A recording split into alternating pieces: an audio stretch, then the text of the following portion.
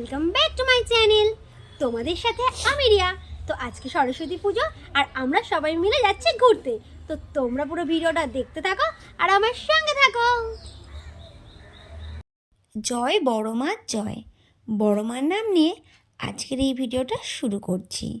কথায় আছে, স্মৃতি কখনো মোছা যায় না, স্মৃতিকে কখনোই ভোলা যায় না। ঠিক এমনটা হয়েছে আমারই সাথে। সরস্বতী পুজোর দিন খুব আশা নিয়েই এই ভিডিওটা করেছিলাম যে তোমাদের সঙ্গে এই ব্লগটা শেয়ার করব, কিন্তু সেটা আর হয়ে ওঠেনি। আমার শরীর এতটাই খারাপ ছিল, অসুস্থতার কারণে আমি আর এই ভিডিওটা এডিট করতেও পারিনি, এতে ভয়েস ওভার করতে পারিনি, আর তোমাদের সঙ্গে শেয়ার করাও হয়নি। তো যেহেতু ভিডিওটা আগেই করে রেখেছিলাম, তাই ভাবলাম ভিডিওটা এখনই তোমাদের সঙ্গে শেয়ার করি। সবাই বলে সময়ের সাথে সাথে তাল মিলিয়ে না চললে তাহলে নাকি পিছিয়ে পড়তে হয়, কিন্তু কি করব বলো, অসুস্থ হলে শরীর কি করা যাবে, তাহলে তো কিছুই করার নেই। আমার ক্ষেত্রে এমনটাই হয়েছে। যাই হোক, সরস্বতী পুজোর দিন একটু ঘুরতে বেরিয়েছিলাম সবাই মিলে, সেটা তো তোমরা ভিডিওতে দেখতেই পেয়েছো। আর ঘুরতে ঘুরতে গেলাম হাবড়ার দিকে। দেখো হাবড়ায় কেশবদার বাড়ির সামনে কতটা ভিড়। সেদিন তো কেশবদার বাড়িতে খুব বড় মা সরস্বতীর পুজো হয়, তোমরা তো সেটা কম বেশি সকলেই জানো। তো ওখান থেকে ভিড়ে একদমই পার হতে পারছিলাম না, রাস্তার সামনে প্রচুর জ্যাম ছিল, জ্যামে অনেকক্ষণ আটকে ছিলাম। তার জন্য ভাবলাম একটু ভিডিও করি। কেশবদার বাড়ির অপোজিটেই এই ফাংশনটা হচ্ছিল। কেশবদার বাড়ির ফাংশনটায় এবার কেশবদার বাড়ির অপোজিটের এই প্লেসে হচ্ছিল। আর এখানে দেখো কত ভিড় হয়েছে। কেশবদার বাড়ির ফাংশনে অনেক অনেক লোক এসেছে, আর আসবে নাই বা কেন, কেশবদার মতো ভালো গায়ক একজন একজন সেলিব্রিটি বলতে পারো, তার বাড়িতে তো ভিড় হওয়াটাই স্বাভাবিক। যাই হোক, ওখান থেকে ঠেলে গুতিয়ে কোনো রকমভাবে বেরিয়ে পড়লাম। আমরা যেহেতু অন্য জায়গা ঘুরতে যাচ্ছিলাম, তার জন্য আমাদের গন্তব্য একটু দূরেই ছিল, তার জন্য আমরা বেরিয়ে পড়লাম। আমরা ওই ফাংশনে দাঁড়ালাম না, আমরা এগিয়ে গেলাম আমাদের মতো। একটু সামনে এগোতেই আবার গেট পড়লো, তার জন্য আমাদের আবার গেটে কতক্ষণ আটকে থাকতে হলো। কি করব বলো, গেট পড়লে তো দাঁড়াতেই হবে। এটা তো আর সিনেমা নয় যে গেটের উপর থেকে জাম্প করে চলে যাব, এটা হলো রিয়েল লাইফ। আর রিয়েল লাইফ বলেই আমাদের এখানে দাঁড়িয়ে থাকতে হবে, কখন গেট উঠবে ঠিক সেই আশায়। তো আমরা দাঁড়িয়ে রইলাম, আর আমাদের সাথে সাথে আরও অনেকেই দাঁড়িয়ে রইলো। দেখো বাইকে কত সুন্দর কাপল, তারাও দাঁড়িয়েছিল গেটে। আর সরস্বতী পুজোর দিন বেরোলে নানা রকম কাপল দেখা যায়, সত্যি খুবই ভালো লাগে। কেউ হলুদ পাঞ্জাবিতে, কেউ বা আবার হলুদ শাড়িতে, সকলকেই খুব সুন্দর লাগে। সবাই খুব সুন্দরভাবে সেজে ওঠে, সত্যি দেখার মতো। আর বিশেষ করে বাইকে সবাই জোড়ায় জোড়ায় যাচ্ছে, খুবই ভালো লাগছিল। কিন্তু আমরা কেউ জোড়ায় জোড়ায় যাইনি, আমরা সব ফ্যামিলি বেরিয়েছিলাম। তাই একটা বাইকে আমরা কোনো রকমভাবে ঠেলে গুতিয়ে সবাই বসার চেষ্টা করেছিলাম। আমাদের যেহেতু অনেক লোক হয়ে গেছিলো, আর বাইক ছিল আমাদের কাছে দুটো, মানে আমাদের দুটো স্কুটি ছিল, আর লোকের সংখ্যা ছিল প্রচুর বেশি। তো সবাইকেই গাড়িতে যেতে হবে, না হলে বেরোতে পারবো না। তাই আমরা দুটো স্কুটিতে একদম ঠেসে পুড়ে রওনা হলাম। দেখো পিছনে যে ব্লু কালারের স্কুটিটা আসছে, ওই স্কুটিতেও আছে আমার জামাইবাবু আছে, আমার বোন আছে, আরও অনেকে আছে। আর সামনের স্কুটিতে আমরা আছি। আমার বোনের মেয়ে তো পুরো সামনে ঝুলে ঝুলে যাচ্ছে, পুরো পাখির মতো, দেখো কীরকম ঝুঁকে আছে। সত্যি আমরা লোক এত বেশি হয়ে গেছে, আমাদের আর একটা স্কুটি হলে খুব ভালো হতো, কিন্তু কি করা যাবে, আমাদের তো দুটো স্কুটি। তার জন্য আমরা কোনো রকমভাবে ঠেসে ঠুসে তাতেই বসে পড়লাম। কিছুটা যাবার পর আমার জামাইবাবু ওদের স্কুটি চালাতে চালাতে কষ্ট হয়ে গেল, তার জন্য ওরা এখানে দাঁড়িয়ে পড়লো। তো আমরা সবাই স্কুটি থেকে যথারীতি নেমে এখানে দাঁড়ালাম। এই জায়গাটা বোধহয় অশোকনগরের ভেতরে পড়ে, আমি তো ঠিকভাবে অতটা চিনি না, কিন্তু এই ক্লাবটার গায়ে লেখা দেখলাম নবারুণ সংঘ অশোকনগর, তা থেকে বুঝলাম। আর সামনেই দেখো একটা আইসক্রিমের গাড়ি ছিল, সেখান থেকে একটু আইসক্রিম নিয়ে খেলাম। এরপর আমরা সোজা চলে গেলাম গুমার দিকে। ভাবছি তো গুমায় কোথায় গেছি, গুমায় আমার দাদাবাড়ি গেছি। দেখো আমার দাদাবাড়ি আমরা পৌঁছে গেছি। আমার দাদাবাড়ি, আমি ঘরে ঢোকার জন্য জুতোটা খুলছি, তোমরা দেখতেই পাচ্ছ। এবার আমি আমার দাদাদের ঘরে প্রবেশ করছি। আমরা ভেবেছিলাম অন্য কোথাও যাব, তারপরে ভাবলাম যেহেতু গুমার দিকে এসেছি, তাহলে একটু দাদাবাড়ি থেকে ঘুরে যাওয়া যাক, তার জন্য আমরা দাদাবাড়ি গেলাম। দেখো দাদাবাড়িতে ঢুকে আমার বোন, আমার দিদি, বোনের মেয়ে সবাই অলরেডি গল্প করার জন্য বসে পড়েছে। তো আমিও ঘরে এন্ট্রি নিলাম, এন্ট্রি নিয়ে একটু ভিডিও করে নিলাম। আমার দাদার মেয়ে শাড়ি পরছিল, সেই শাড়িটা এবার খুলছিল, আমাকে ভিডিও করতে দেখে ও একটু সাইডে সরে গেল। ছোট মানুষ হলে কী হবে, লজ্জা তো সবারই আছে বলো, তাই না? তো তার জন্য ও ক্যামেরা থেকে একটু চেপে গেল। সরস্বতী পুজোর দিন বেশিরভাগ মানুষই পার্কে ঘুরতে যায়, আর অনেক অনেক কাপল আছে যারা সিনেমা দেখতে যায়, কিন্তু সিনেমার থেকে পার্কে বেশি ভিড় হয়। আমাদের গোবরডাঙ্গাতেও একটা ভালো পার্ক আছে, তো সেই পার্কে প্রচুর প্রচুর ভিড় হয়েছিল। আমার বোন আর আমার দিদির মেয়ে তো ওই পার্কে ঘুরতে গিয়েছিল, আমার ভাইও ওই পার্কে গিয়েছিল, কিন্তু আমি বাড়ির কাছের পার্কে যাব না বলে আমি আর যাইনি। যেহেতু আমার বাড়ির কাছের পার্ক আমি পরেও যেতে পারবো, সেই কারণে আমি আর যাইনি। আমি ভাবলাম আজকে সরস্বতী পুজোর দিন অন্য জায়গায় ঘুরতে যাই। তার জন্য আমি আমার দিদি জামাইবাবুকে বললাম, চল আমরা হাবড়ার দিক থেকে ঘুরে আসি। আর আমার দিদি জানো তো কেশবের খুব বড় ফ্যান।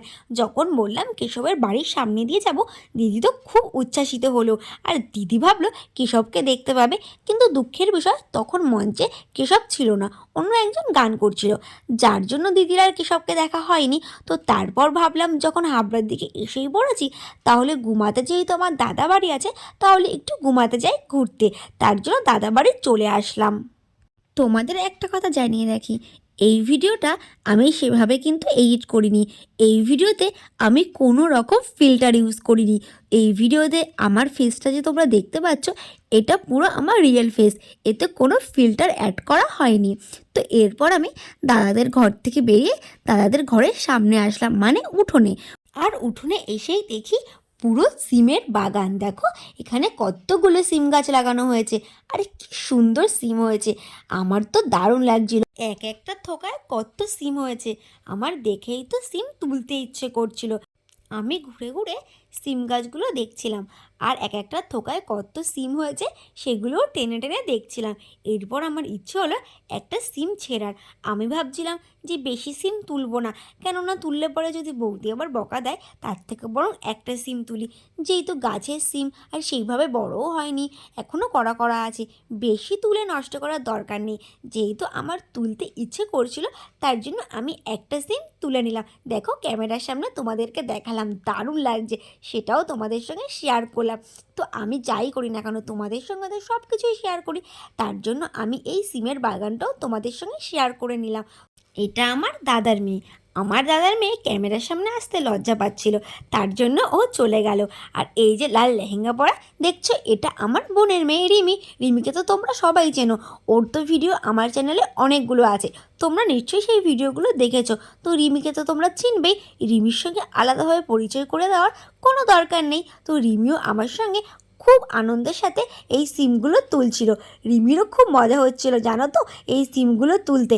তারপরে রিমি দৌড়ে গেল গাঁদা ফুলের বাগানের দিকে। দাদাদের এখানে সিম গাছের সাথে সাথে গাঁদা ফুল গাছও আছে। আসলে কি বলতো, দাদাদের এই মাটিটা না নতুন মাটি, আর এই নতুন মাটিতে গাছ খুব ভালো হয়। বিশেষ করে সিম গাছ, গাঁদা ফুল গাছ, এগুলো নতুন মাটি পেলে না খুব সুন্দরভাবে ফলন হয়। তার জন্য দেখো গাঁদা ফুল গাছগুলোয় কত সুন্দর ফুল হয়েছে, আর সিম গাছগুলোতে অনেক অনেক সিম হয়েছে। আর আমাদের বাড়িতে গাঁদা ফুল গাছ লাগালে একটাও ফুল হয় না, কেন বলো তো? আমাদের মাটি না একদম ভালো না, আমাদের মাটি এতটাই পুরনো, আমাদের মাটির আঁশ কেটে গেছে। আমার মা তো সেটাই বলে যে পুরনো মাটি হওয়ার কারণে এই মাটিতে একটুও আঁশ নেই, যার জন্য আমাদের বাড়িতে একটুও কোনো কিছুই লাগালে পরে হয় না, কোনো গাছেই কোনো কাজ হয় না। যে গাছই লাগাই না কেন কিছুই হয় না। তাই সেভাবে আমাদের বাড়িতে জায়গা থাকলেও কোনো কিছু আর লাগানো হয় না। যতদিন পর্যন্ত নতুন মাটি না ফেলা হয়, ততদিন পর্যন্ত কোনো গাছ লাগিয়ে কোনো লাভ হবে না। তার জন্য আমি কোনো ফুল গাছ এখন আর লাগাই না। লাগিয়ে কি হবে বলো, ফুল তো হবেই না, সেই ফুল গাছগুলো মরেই যায়। কিন্তু দাদাদের নতুন মাটি হওয়ার কারণে খুব সুন্দর ফুল হয়েছিল, আর দেখেই তো আমার ফুল তুলতে ইচ্ছে করছিল। কিন্তু ফুল তোলা একদমই উচিত নয়, ফুলকে সব সময় গাছে দেখতেই ভালো লাগে। তো কি করব বলো, তুলতেও তো মন চায়, তার জন্য দুটো গাঁদা ফুল ছিঁড়ে নিলাম। আর আমার দিদি দেখো ঘরে বসে গল্প করে হয়নি, এরপরে বাইরে চলে এসছে, আর সঙ্গে আমার বোনও বাইরে চলে এসছে। আর এটা আমার দাদার শাশুড়ি মা, মানে আমার মাইমা, ওর সাথে আমার দিদি গল্প করছিল বাইরে বসে। আর আমি ভাবলাম যাই একটু দাদাদের ছাদ থেকে ঘুরে আসি, কেননা ছাদে আমার জামাইবাবুরা ছিল। আমি ভাবলাম যাই ছাদে গিয়ে জামাইবাবুদের সঙ্গে একটু দেখা করে আসি, ওরা ছাদে উঠে আড্ডা মারছিল। তার জন্য আমি দাদাদের সিঁড়ি বেয়ে চলে গেলাম সোজা ছাদে। আর ছাদে গিয়ে দেখি বৌদি দাঁড়িয়ে আছে চা নিয়ে। তো বৌদি আমাকে চা খেতে বললো। আমার চা খেতে ইচ্ছে করছিল না, বৌদি বারবার বলার কারণে আমি ভাবলাম ঠিক আছে একটু চা খেয়ে নিই।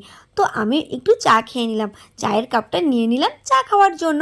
আর দেখো রিমি শুধু ঘোরাঘুরি করছে আর দাদার মেয়ের সঙ্গে খেলা করছে, আর জামাইবাবু তো পুরো চায়ের কাপ হাতে নিয়ে সেই আনন্দের সাথে চা খাচ্ছে। জামাইবাবুর চা খুবই পছন্দ, তার জন্য চা খাচ্ছে। আর দেখো দাদাদের ছাদ থেকে পাশের বাড়ির ছাদের সামনে কি সুন্দর একটা বকফুল গাছ, কি দারুণ বকফুল হয়েছে তাই না? বকফুলের বড়া খেতে আমার তো দারুণ লাগে। তোমাদের কার কার বকফুলের বড়া খেতে ভালো লাগে কমেন্টে আমাকে অবশ্যই বলো। তো যাই হোক, দেখো দাদাদের সামনে দেখো এরকম মাঠ, ছাদ থেকে পুরো এই মাঠটা তোমাদের দেখালাম। আর ওই পাশে দাদাদের ওখান থেকে রেল লাইন দেখা যায়, পুরো ট্রেন যায় সেটা দেখা যায়। আমার না দাদাদের এই প্লেসটা খুব ভালো লাগছিল, মানে সামনে যেরকম খোলামেলা মাঠ আছে, তারপরে ছাদে দাঁড়িয়ে ট্রেন দেখা যায়, আমার খুব ভালো লাগছিল। আর মাঠের সামনে না কতগুলো বক ঘোরাঘুরি করছিল, সাদা কালারের বক, আমার খুব ভালো লাগছিল, মানে আমার প্লেসটা খুবই পছন্দ হয়েছিল। আর ছাদে উঠে তো প্লেসটাকে আরও সুন্দর লাগছিল, ছাদে উঠে প্রকৃতিকে দেখতে আরও ভালো লাগছিল। এরপরে আমরা নিচে নেমে আসলাম, সবাই ছাদে ঘুরে ঘুরে ক্লান্ত হয়ে গেছে, সবাই এসে একদম শটাং শুয়ে পড়েছে। এরা যেখানেই যাবে সেখানেই শুয়ে পড়বে, এদের খেতে দিলে বসতে দিতে হয়, আর এদের বসতে দিলে শুতে দিতে হয়। এরা শোয়া ছাড়া আর কিছু বোঝে না, যেখানে বসে পড়বে সেখানেই শুয়ে পড়বে। যাই হোক, সবাই একটু রেস্ট নিয়ে এরপর বাড়ি চলে আসলাম। এই ভিডিওটা এখন এই পর্যন্তই। টাটা বাই বাই, তোমাদের সঙ্গে দেখা হবে নেক্সট ভিডিওতে।